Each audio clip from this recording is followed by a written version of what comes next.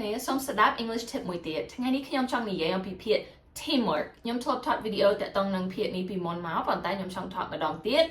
ពីព្រោះខ្ញុំឃើញពាក្យច្រើនតាម social media តាម Facebook តាម Instagram គេ post ជាក្រុមហើយសរសេរដូចជា dinner with my teamwork ឬក៏ having fun with my teamwork ចាអញ្ចឹងខ្ញុំចង់បញ្ជាក់ថា teamwork មិនមានន័យថាក្រុមការងារទេ teamwork មានន័យថាការរួបរวมឬក៏សាមគ្គីគ្នាចឹងមានន័យថាយើងធ្វើការជាក្រុមយើងធ្វើការជាមួយគ្នាធ្វើការជាក្រុមចាប៉ុន្តែបើសិនជាយើងចង់និយាយក្រុមការងារតាមពិតបើសិនជាយើងមើលពាក្យក្រុមការងារក្រុម team មែន team ឬក៏ group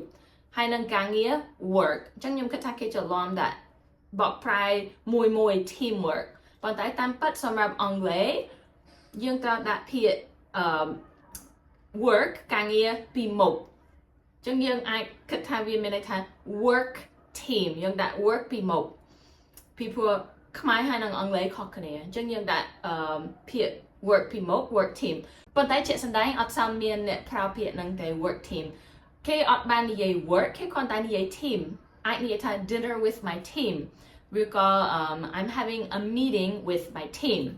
បើសិនជាយើងចង់ច្បាស់ជាងហ្នឹងគឺយើងអាចនិយាយតាមផ្នែកឧទាហរណ៍ finance team ឬក៏ management team leadership team ចាយើងអាចដាក់ផ្នែកដូចតាមផ្នែក accounting team ពីមុខឬក៏យើងអាចមួយទៀតយើងអាចប្រើពាក្យ co-workers ឬក៏ colleagues អានឹងមានន័យថាអ្នកដែលធ្វើការជាមួយយើងចា so យើងអាចនិយាយតែ team ឬក៏យើងបញ្ជាក់ថា team អីគេ accounting team ឬក៏ finance team ឬក៏យើងអាចគ្រាន់តែនិយាយថា co-workers ឬក៏ colleagues ចឹងសម្រាប់ពាក្យ teamwork បញ្ជាក់ម្ដងទៀតមានន័យថាការរួបរวมឬក៏ការសហការធ្វើការជាមួយគ្នាជាក្រុមចាខ្ញុំសង្ឃឹមថាយើងច្បាស់ទាំងអស់គ្នាបើសិនជាមានសំណួរអាចឆាតក្នុង comment ចាអរគុណច្រើន